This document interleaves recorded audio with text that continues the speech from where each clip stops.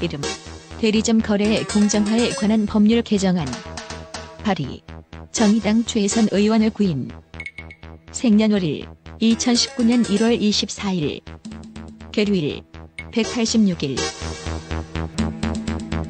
2013년 본사와 대리점 사이의 갑질 논란을 빚은 이른바 남양유업 사태가 국민적 공분을 사면서 불공정 거래를 막기 위한 대리점 공정화법이 제정됐습니다. 하지만 법 시행 후 지금도 보복 출점 등 대리점주의 생존권을 위협하는 다양한 형태의 갑질을 하는 본사들이 많아 자영업자들이 어려움을 겪고 있다고 하는데요. 이런 문제를 해결하기 위해 20대 국회 들어 6개 법안이 발의됐지만 아직 통과되지 못하고 있습니다. 을들의 눈물을 닦아주며 본사와 대리점 간의 공정한 거래를 할 수 있는 방안은 없을까요?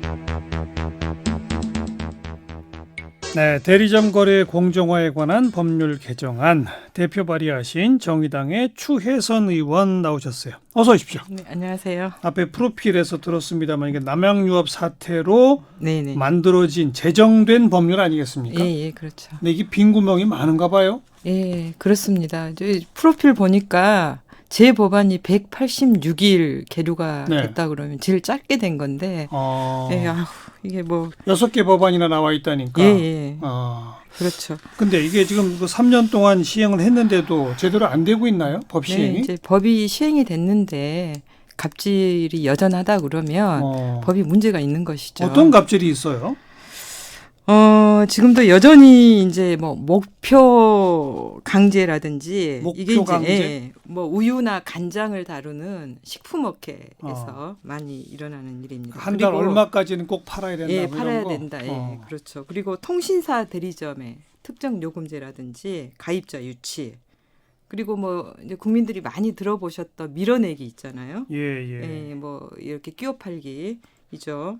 이걸 이제 계속하면서 영업사원의 어떤 꼬리 자르기로 일관한다든지 예. 그리고 본사의 판촉 지원을 배제하거나 보복 출점 가장 악랄한 방법인데요.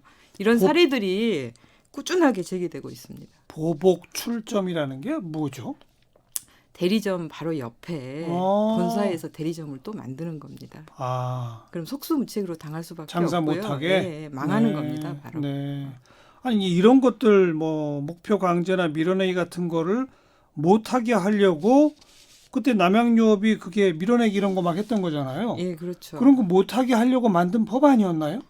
예, 법안인데 법의 맹점이 그래요? 시행을 하다 보니까 드러나고 있는 거죠. 그러면 뭘 좀 바꾸면 될까요? 이번에 내신 개정안들 핵심 내용 좀 하나하나 소개해 주시면. 예, 이제 법의 적용 대상입니다. 이게 법을 무력화시키고 있는 건데 굉장히 법의 실효성을 낮추고 있는 거예요. 예. 현행법의 중소기업을 적용해서 제외시켰습니다. 이게 이제 전체 사업자 중에 99%가 중소기업으로 분류가 돼 있거든요. 본사가 예. 중소기업일 경우 아니 본사가 아니고요. 예. 본사가 중소. 예. 그러니까 2013년에 중소기업 중앙회 발표에 따르면 99%가 중소기업으로 분류가 돼 있는데 예. 그렇다면 1%만 이 법이 적용이 되고 있는 거고요. 그러니까 대리점을 두고 영업을 하는 예. 대기업만 해당되고 예. 중소기업인데 대리점을 두고 영업하는 예. 것은 다 예. 빠졌다. 예, 그렇죠. 이야. 그리고 이 거래상 우월적 지위를 판단 고려 요소에서 그 고려를 한다 이런 조항이 있는데요. 예. 그게 뭐냐면 비존속 대리점, 그러니까 하나의 대리점이 여러 가지 상품을 취급을 하는 건데 예. 이게 우월적 지위 어떤 본사에 그런 제품을 많이 받느냐에 따라서 이렇게 그 법이 적용이 됐는데 이 대리점들을 보면 74.2%가 이 비존속 대리점으로 분류가 돼 있어요. 대부분 이런 대리점들은 법 적용을 못 받고 있는 거죠. 그래서 이런 비전속 대리점이라고 하는 얘기는 특정 회사 제품만 취급하는 게 아니라 예, 남양유업이면 남양유업 대리점이다 이게 아니고요. 하나의 대리점에서 이제 몇 개의 상품을 같이 이렇게 취급을 하는 그런 겁니다. 경우가 74%, 예, 거의 그렇죠. 4분의 3.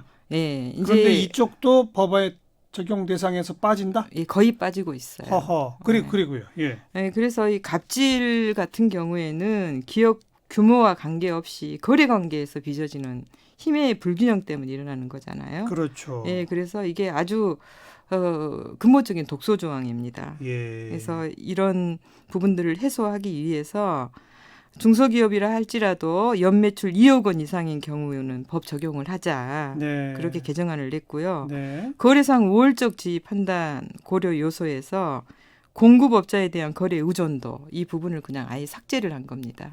모든 대리점들이 해당되도록. 네. 그래서 이 법의 어떤 실효성을 높이는 그 조항이 되겠고요. 그러니까 기존 법률은 대기업의 전속 대리점들만 해당됐군요. 그럼요. 예. 너무 적용 대상이 좁았군요, 사실. 예, 그러니까 그 떠들썩하게 그러니까요. 이렇게 했던 그 제정 법안인데 이제 법을 제정하는 만들면서는, 과정에서 네. 이렇게 문턱을 차 빼고 포 빼고 뭐 다 빠졌군요. 네, 네. 자, 우선 적용 대상을 대폭 확대한다. 예. 그다음에는요. 그리고 이제 피해 사례가 여기에서 나오는데요. 그 정보 공개서 등록 제공에 대한 의무를 부여했습니다. 정보 공개서라는 게 뭐죠? 이게 뭐냐면 이제 대리점을 내가 열려고 하면 예. 그 본사에 대한 정보가 있어야 될 거 아닙니까? 그렇죠. 뭐 재무 상태라든지 손익계산서, 매출액, 또 법 위반 사실이 있는지, 예. 뭐 또 지역별 가맹점 수가 몇 개가 되는지 예. 이제 이런 것들을 전반적인 영업에 필요한 모든 정보들을 알아야 네. 이게 대리점을 했을 때 뭐 전망이 있는지 예, 판단을 예. 할 텐데 예. 지금은 공급업자가 제공하는 정보에만 의존을 해요. 예. 그래서 예. 과장되고 왜곡된 정보, 거의 거의 사기에 가까운 예. 그 정보 때문에 피해 사례들이 이제 속출하고 있어요. 그래서 이 정보력의 불균형이 기울어진 운동장을 또 심화시키고 있는 결과를 초래하기 때문에 이걸 그 의무를 부여하게 된 겁니다. 앞으로는 대리점을 모집하려고 하는 본사의 경우 네네. 자기네 핵심 정보들을 다 공개하도록 의무화한다. 네. 그리고 그게 과장 광고가 못 되도록 누가 검수를 하나요? 어떻게 하나요? 이제 공개가 돼 있으면 예. 공정거래위원회에 정보공개서를 등록을 돼 있으면 등록 자체를 공정거래위원회에 해라. 그럼요. 그럼 거기다가 지금 거의 깜깜이 개업을 하고 그러니까 있는 공정거래위원회에 거짓 허위 뭐 과장 그 정보를 등록했다가는 그럼요. 당연히 이건 벌칙이 생길 테니까. 그렇죠. 예. 그리고 이제 가장 중요한 우리 맘 편히 장사할 수 있어야 된다. 예. 우리 상가 임대차 보호법도 그렇게 상인들이 이렇게 주장을 했지 않습니까? 예. 거기 중요한 게 이 대리점 같은 경우에는 계약갱신 청구권이 좀 도입이 돼야 됩니다. 그게 뭐냐면 일방적인 어떤 대리점 계약 해지를 제한하거나 보통 몇 년 계약을 하죠? 주로 이제 1년 단위로 계약을 하는 거예요. 1년밖에 안 돼요. 그 사업의 연소성이나 예. 또 여기에서 부당한 계약 해지가 그런 사례들이 발생을 하고요. 그리고 이제 짧은 계약 기간으로 이렇게 해지가 되면 사무실이나 창고 임대료, 뭐 권리금들 초기 투자 비용을 회수할 수가 없어요. 재기가 할 수 없다는 거죠. 그러니까 그래서 1년 단위로 하고 뭐 계약갱신 청구권을 몇 번쯤 주는 겁니까? 한 번만? 아니요. 이제 대리점이 계약 만료 180일에서 90일 전에 10년 범위 이내에서 이 계약갱신 청구를 할 수 있고요. 10년? 예. 이제 공급업자는 특별한 사유 없이 거절하지 않게 했습니다. 10년이면 근데 또 물론 을을 위하는 거긴 하지만 너무 긴 거 아닌가요? 아니요. 저기 그 가맹법상에는 이런 부분들이 다 포함이 돼 있습니다. 지금 가맹법은 10년이 돼 있어요? 뭐 편의점이라든지 프랜차이즈 문제가 굉장히 집중이 되면서 가맹법은 여러 번 개정이 돼서 좀 보완이 됐는데요. 대리점법은 사각지대에 놓여 있었거든요. 네. 이제 그래서 그 수준을 좀 맞춰서 알겠습니다. 개정을 한 거고요. 그게 계약갱신 청구권이고요. 계약해지 유예 기간에는 합당한 절차가 없습니다. 그래서 계약해지 제한 사유를 좀 추가했고요. 계약 해지를 할 때는 명백한 사유가 있어야 된다. 있어야 되고 또 2개월 이상의 유예 기간을 좀 두자. 그리고 대리점들이 계약 위반 사실을 구체적으로 알아야 되잖아요. 그렇죠. 그래서 그 시정하지 않으면 계약을 해지한다는 사실을 유예 이상 서면으로 통지하도록. 계약 이렇게, 해지를 좀 예. 어렵게 까다롭게 만드는 그런 것들이군요. 예, 그렇죠. 그리고 가장 중요한데 네. 이 사업자 단체 구성권 협의권을 보장하도록 했습니다. 사업자 단체? 예, 그러니까 이제 가불 구조 해소를 위해서는 이 을들의 협상력을 높여야 되지 않겠습니까? 일종의 노동조합처럼 예, 예. 대리점들끼리 연합체를 만들 수 있게 한다 이거죠? 네네. 그 협상권을 좀 높일 수 있도록. 그래서 단체 예. 교섭 같은 걸 할 수 있게? 예, 그렇게 이것도 이제 가맹법은 이미 있잖아요. 예, 있잖아요. 근데 대리점 프랜차이즈 법은 없어요. 가맹점들은 단체 교섭하고 예. 교섭할 수 있잖아요. 네네. 근데 대리점은 지금까지 안 됐군요. 네, 안 돼가지고 이제 거의 개인이 홀로 싸웠던 거예요. 그렇죠, 그렇죠. 예, 그래서 이제 제가 얼마 전에 이 극단적 선택을 앞둔 분의 유서를 받았어요. 그런 유서를 제가 좀 자주 받습니다. 제가 이제 저희 당의 공정경제민생본부장을 맡고 있기 때문에 그런 유서들을 가끔씩 보내기도 하고 아니, 새벽에 전화도 주시고 하는데 어떤 상황이길래 그런 고민까지 하시나요? 정말 힘들어요. 현장을 좀 보면 한두 가지 예를 좀 들어보시면 예를 들어서 이제 뭐 밀어내기 밀어내기로 물량을 떠넘기고 떠넘고 이제 또 거래처들을 뭐 일방적으로 줄인다던가 하면서 이제 보복들이 일상적으로 이루어지기 때문에 견디다 못해서 이런 문제를 공개적으로 제기했다가 예. 이제 홀로 감당을 해야 되기 때문에 그리고 이제 대리점들 간에 왕따도 당하고요. 이제 이런 부분들이 있어서 견디다 못해서 사는 것보다 이제 아이고. 선택을 하는 게 더 낫다. 그러면서 저한테 마지막 이제 보냈는데 그럴 때면 저희 보좌진들이 이제 달려가죠. 그분들을 지키기 위해서 저는 계속 전화를 하고 이제 이런 게 굉장히 반복되다 보니까 저희 보좌진들도 거의 트라우마에 시달리고 있습니다. 이미 가맹점들은 단체 구성해서 네. 교섭 가능하게 해놨잖아요. 네네. 적극적으로들 연대하시고 잘 교섭이 이루어집니까 지금? 이제 들여다보면 굉장히 어려운 문제도 있어요. 아직도 그 관계가 잘 안 되죠. 예. 전혀 여기는 기울어진 운동장이 더 계속 심화되고 있는 겁니다. 네. 그래서 법안이 빨리 개정이 돼야 그런 그러니까 이미 보장돼 있는 가맹점 같은 경우도 잘 안 되는데 그렇죠. 대리점은 지금 아예 법적으로 가능하지도 않게 돼 있다 이거 아닙니까? 이 지금 비슷비슷한 법안들이 한 6가지가 올라가 있다고요? 네, 6개. 내용이 있습니다. 대동사이합니까? 어떻습니까? 뭐 거의 다 비슷하고요. 그런데 이제 제가 가장 그 좀 강조 드리고 싶은 게 아까 말씀드린 이 그 중소기업들에도 대리점법을 적용하도록 하는 것은 뭐 지금 이제 99%가 중소기업이라면서요. 그러니까 가장 중요한 이제 법의 실효성을 높이는 거기 때문에 병합 심사를 통해서 이 조항은 꼭 들어가야 된다. 그리고 이게 현장의 대리점주들에게 가장 절실한 조항입니다. 그렇죠. 아예 뭐 법 적용 대상에서 빠져버리면 얘기조차가 안 되는 거 아니겠습니까? 그렇죠. 1% 안팎의 적용 대상만 되는 법이 뭐 다른 조항을 강화한다 그러더라도 실효성을 높이기는 힘들죠. 나머지 5개 법안들은 보니까 지금 주혜선 의원 안에도 있는 단체 조직권이라든지 또 본사의 정보 공개 등록 의무를 부과한다든지 또 거래 조건을 좀 협의할 수 있도록 한다든지 이런 등등은 들어있는데 중소기업이나 이런 것까지 대상으로 하는 거는 별로 없는 것 같아요. 저는 이 대리점법은 그 정말 중요한 상생 법안이라고 생각을 해요. 그러니까 대리점들이 안정돼야 본사도 안정이 튼튼해지는 겁니다. 대리점이 장사가 잘 돼야 본사가 돈 버는 거죠. 그렇죠. 원래는 그렇게 윈윈 관계가 돼야죠. 그렇습니다. 맞습니다. 그런데 지금까지 논의가 어디까지 진행이 되고 있습니까? 또 이 법은 어느 상임위 소관이죠? 정무위인데요. 정무위. 어렵게 80일이 넘게 공전을 하다가 국회가 정상화가 됐는데 정무위만 문을 걸어 잠그고 있습니다. 왜요? 부끄럽고 답답한 현실인데요.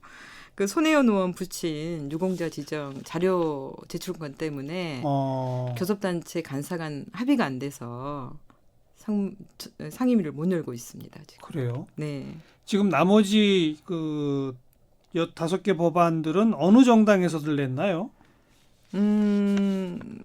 각각 민주당도 있고요. 그리고 뭐 각각 당들이 다 있습니다. 자유한국당, 바른미래당도 있고. 바른미래당도 있고.